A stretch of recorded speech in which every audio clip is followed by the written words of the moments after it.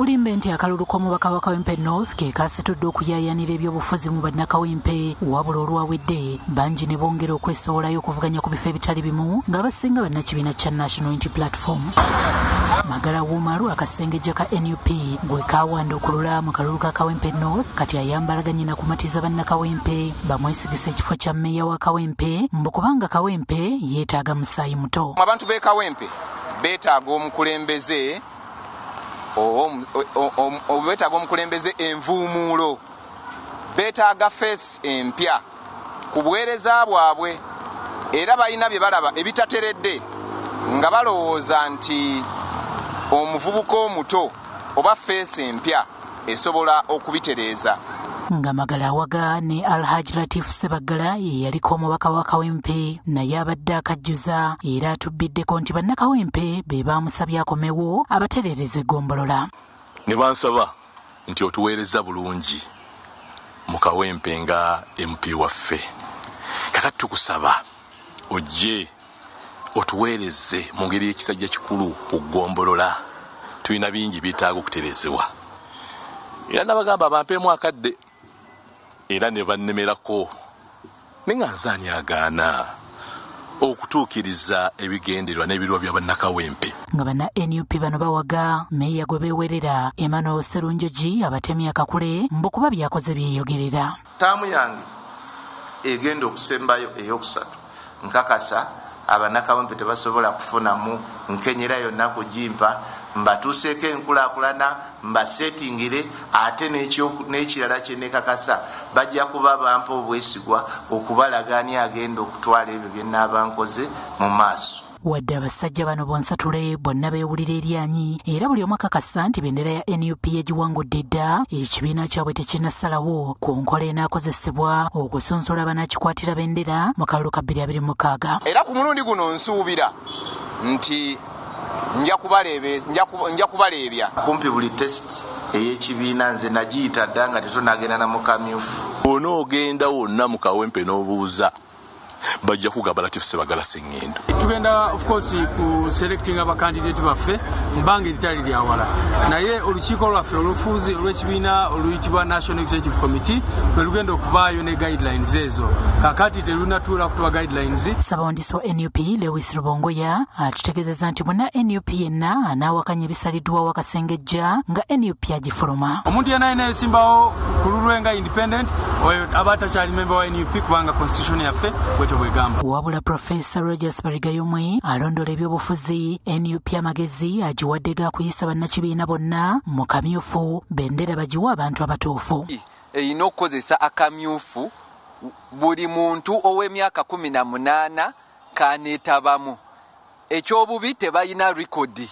Professor Barigayomwe NUP agirabudde ku kalipo k'okuwoyawooya abanaawakanya ebinava mu kamyufu era akikkatiriza nti bwetaba ntaanya okusunsula abanaavuganya mu kalulu ka 2026 NUP kwandigireka nga yeesazeemu ebiwayi. NRM yo esobola okuwa abagudde n'ebawa obwa minisita abamu n'ebawa ebifo ebirala. NUP teyina kyegenda bawa ate ekyo kyo kyongere nga kinafuya nupu wano ne wano mu Buganda. Kati NUP yeetunuuliddwa okulaba engeri gye naasunsula bannakibiina abangi abeegwanyiza ebifo ebyenjawulo mu kalulu mulindwa aka 2026.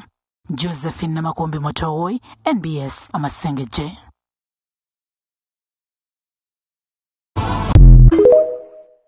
Saawa wennyini we tugenda okutandikira kwanirizaako nnyo bale kwekumira ku mayingu gano aga UG Update TV. Jjukira nti nno akalulu akaggwa aka Kawempe North by-elections ezaagenda mu maaso kyabeera kizibu nnyo ekibiina kya National Unity Platform okusalawo ani omuntu omutuufu okukwasibwa kaadi era ebyava mu nominations byalaga nti nno Council Nalukula yalina okuba nga akwata yabeera flag bearer akwatira ekibiina kya National Unity Platform kaadi naye nga bangi abayisibwa mu kakunguta abataayitako. Kaakati mu biseera bino nga akalulu ka 2026 kagenda okuddamu jjukira kati Nuupu etunuulidde ebifo bibiri. Ekifo kino ekya Kawempe North ako ne Kawempe South okubanga ani naddala mu Kawempe South ani agenda okubanga akikwatira bendera beesanze mu kaseera akazibu nga bano abaawandukamu mu by-elections eziwedde abaayitira mu kibiina kya National Unity Platform abasinga bavuddeyo ne baasipayaringibwa ku bifo ebyenjawulo kugeza ng'ebifo by'obwameeya ebifo ebyenjawulo mu Kawempe. Kakati kigenda kubeerera kizibu nnyo omukulembeze wa National Unity Platform okulonda baani abanaakwasibwa kaadi okuva mu kibiina kya National Unity Platform okubakiikirira mu Kawempe. Jjukira nti nno constituency eno erimu ebiwayi bibiri, erimu Kawempe North ne Kawempe South. Byonna kyenkana bibadde nga bitalina mukiise mu Parliament. Oluvannyuma lwa Kawempe North eyali akitwala Muhammad Segirinya okubanga yafa. Kakati ekifo ekyo ne kisekalawo nga kiri vacant. Kati mu kusala entotto okulaba ani agenda okubeera flag bearer era obuzibu bwakirimu mwabulaba. Kakati era bwe buzibu bwe bumu ekibiina kino bwe kigenda okubanga kyolekera okusalawo ani agenda okukwatira bendera mu bifo bino ebyenjawulo ate ebyenkizo. Yes, oli ku Yugi Update TV kusinzira okubanga otuuliza gwe omukwano gwange yonna yenna ali eyo. Gwe nagambye agala otweyungako, agala okweyunga ku channel eno, kirira wansi waliwo ekigambo subscribe kikoneko okoonene mukadde. Temwerabirako na mukadde kubanga akadde ako mukwano gwange kuyambako nnyo okuleetera notification message bwe waba nga waliwo information yonna gye tutaddeko. Ate buli wo subscribing obeera otufollowinze kitegeeza buli kimu kye tunaateekako ojja kubanga okifuna gwe omukwano gwange. Leka okipingwe ng'oli updated ku buli kimu ekigenda mu maaso mu ggwanga gwali eyampuliriza.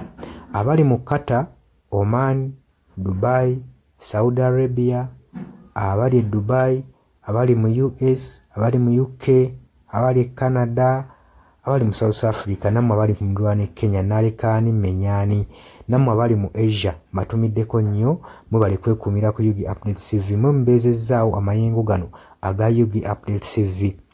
Mikwano gyange sola beebaza kinnoomu wabula nsazeewo nkozese lino eddoboozi ery'ewamu nsobole okubeebaza mwebale kuyimirizaawo channel eno mwebale mwabajja naddala mwabajja mu comment section ne mukomentinga ne muteekako endowooza yammwe ne mutangaaza bannayuganda ku ki ekiteekeddwa ekituufu okukolebwa gwe okusinziira ku ndowooza yo.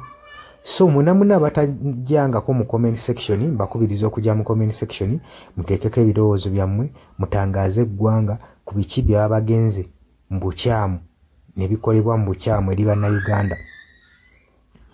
Dani ku Airlines e Kenya nawe nkutumiddeko ennyo naye jangu mu comment section oteese toteekako buteesi linnya lyo mujje mu comment section mwe abasharinga abalikinga nammwe abasubscribinga mwe muyimirizaawo amayengo ga channel eno. Enamba y'essimu gye mbateeredde awo eya nooti 726 nooti emu 679. Eyo enamba ya WhatsApp eri mu kimyufu. Ye namba gy'ogenda oyita kuba gy'osobola okuyitako gwe omukwano gwange ayagala okulanga wamu naffe.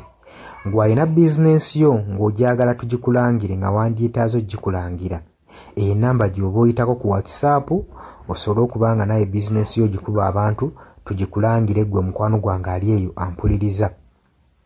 Ne ngenda mu maaso n'okulabula abantu ku biki ebigenda mu maaso mu ggwanga naddala ng'akalulu kano aka 2026 katuukuse kengedde. Kati buli muntu alina kubeera vigilant, olina kubeera bulindaala oleme kutunda mwoyo gwo gwe omukwano gwange. Waliwo abatunda emyoyo gyabwe olw'M1,500 sukaali. Gwe beera ng'omanyi akaseera we kanaatuuka akakuba ballot paper, beera nga manyi omuntu ng'omanyi omuntu ogwogenda okuwa gwogenda ottiikinga gwe gwolaba asobola okukulaakulanya ekitundu kyo constituency yo gwolaba agenda otwala eggwanga mu maaso. Bannange tusibwa nnyo akatambaala mu mutwe mu biseera nga bino newankubadde obwavu babubalumizza mutya. Totunda mwoyo gwo ku lw'akantu katono wabula saasira ku ggwanga lyo osaasire ne ku zadde lyo osaasire ne ku future weenaabeera. Lowooza ku by'emu maaso. Weewaawo abamu muyinza okulowooza ng'ebyo tabakwatako nga tebikwatako naye ensobi yonna yonna ekolebwa eiza relative sengaawo maamawo kojjaawo biyinza otuuka ng'ekyo ekizibu gwe kyetooloddeko ate olaba ebikwatirako biyinza otuuka esa ne byetooloola ne bifundikira nga bikkutteko gwe mukwano gwange aleeyo. So kyenva nkubiriza baganda bange mwenna abali ku Yugi Update TV ogenda maaso n'okusharinga information eno.